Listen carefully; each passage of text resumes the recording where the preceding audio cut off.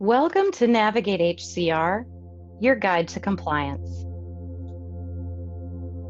NavigateHCR is the oldest ACA technology company, founded in 2012 by Dr. Kristen Kale. We are a full-service compliance consulting company, and we offer a variety of services to assist employers with even the most complex requirements of laws governing employee benefits.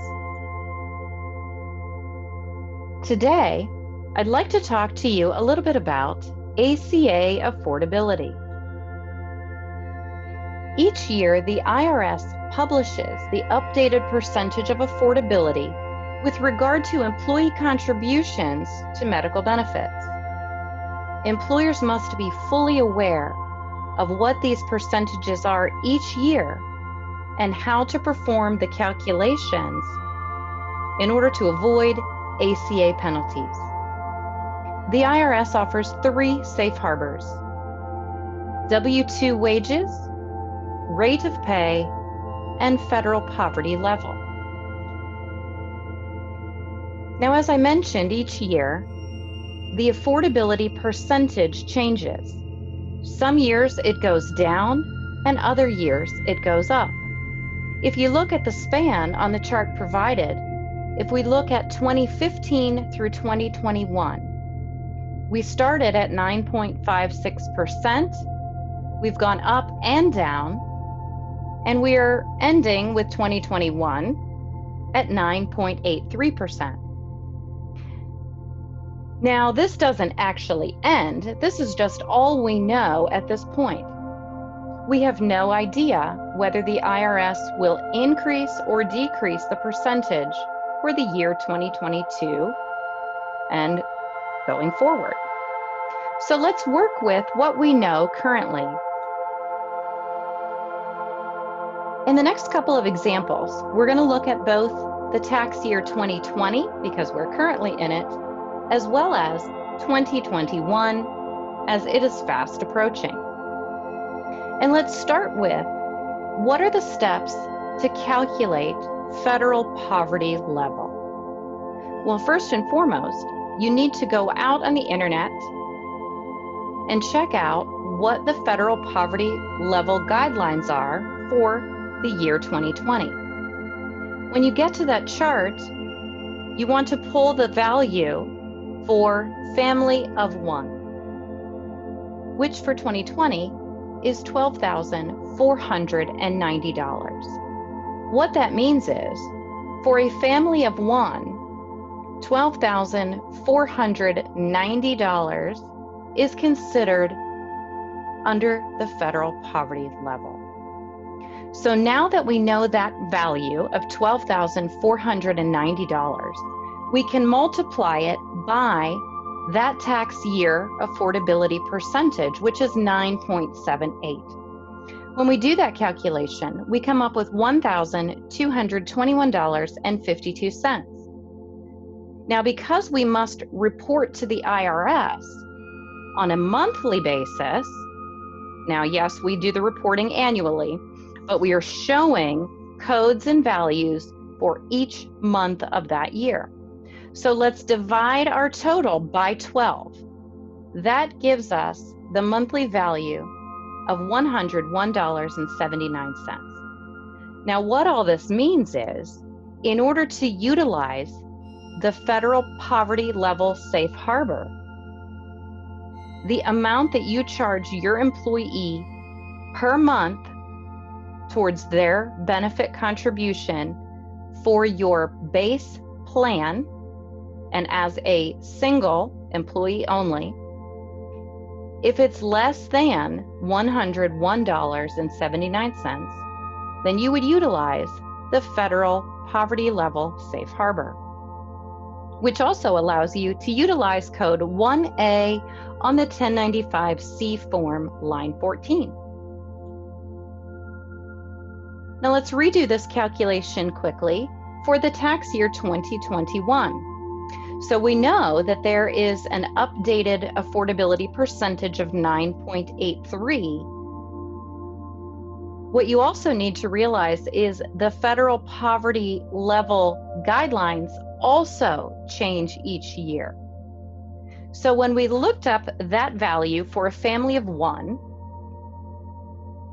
that value comes out to $12,760. Now we can duplicate our efforts from the prior slide, and we can take that federal poverty level value times the new tax year affordability percentage of 9.83, which results in $1,254.31. Now that's an annual value. So we need to, again, divide that by 12 to get the monthly value. So the monthly value for 2021 is $104.53. Anything under that value would allow you to utilize the federal poverty level safe harbor. Now, not everyone can utilize the federal poverty level safe harbor. So let's do a couple quick examples on how to determine whether you should use the W-2 safe harbor or the rate of pay safe harbor. So let's utilize Susan as our example. Susan is a salaried employee making $62,300 per year based on her W-2 Box 1 gross income. Now we're going to use the value and percentages for 2020 because that's the current year we're in. So if I take my 9.78 affordability percentage, multiply that by Susan's salary of $62,600, I get an annual value of $6,092.94. Now, of course, I need to break that out by month, so I'm going to divide that value by 12. This shows me that I could not charge Susan more than $507.75 per month towards her contribution of the medical plan. And again, we always want to utilize the base medical plan for single only. The IRS is not concerned with affordability if an employee chooses a buy-up plan, if you provide those options. They're also not concerned about the cost for adding dependents or spouse or family into the plan. They determine affordability, they being the IRS, by the employer's base plan, lowest cost plan, and as an employee only. Now we have to be aware, even though the affordability is $507.75 for Susan in this example, we have to be aware of what does our insurance carrier require as far as the split. Some insurance carriers require that an employer pay at least 50% or at least 30% or perhaps 70%.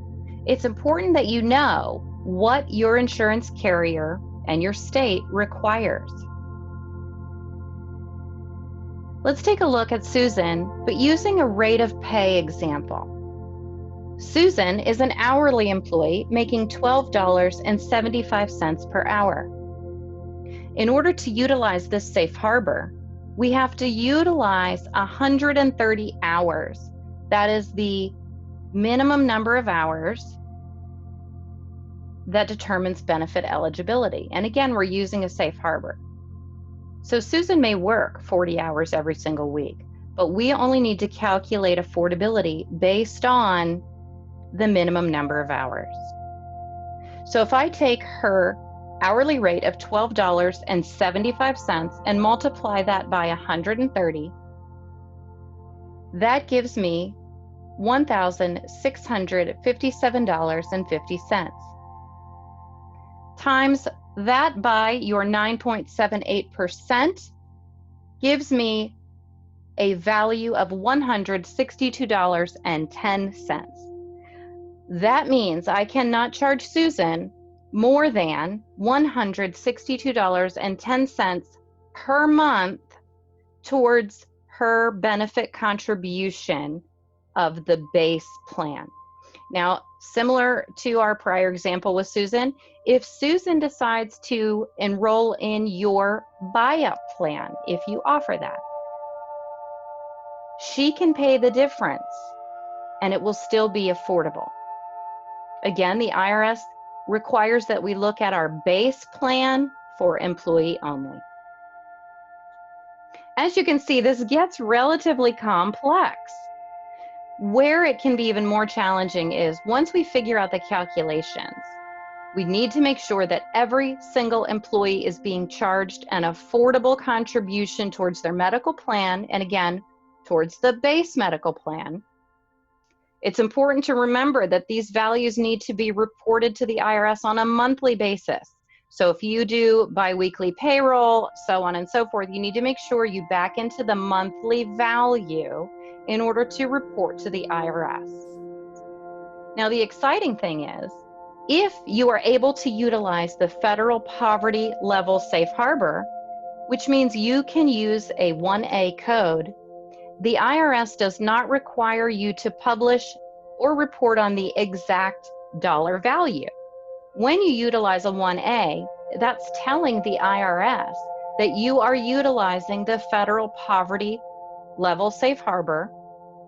That also tells the IRS that that means you are complying with the value, and anything under that falls under federal poverty. Therefore, they don't ask that you report on line 15. It's when you're using the other safe harbors and the value is more than the federal poverty limit that you must report the contribution on line 15 of the 1095 form. Now, keep in mind, when we looked at Susan on the prior slide, we said $162.10. Now, let's say Susan is really paying $300 a month because she's paying additional to add her spouse and children. The IRS does not want to know that Susan is paying that extra money to add the spouse and children. What the IRS is concerned with is that Susan herself on your base plan as employee only is not charged more than the $162.10. IRS reporting, also known as ACA reporting, is not going away anytime soon. The rules change every year in certain aspects. It's important to make sure that you seek guidance from someone who is versed in the rules and regulations of ACA reporting. We'd love to welcome you aboard to NavigateHCR, your guide to compliance.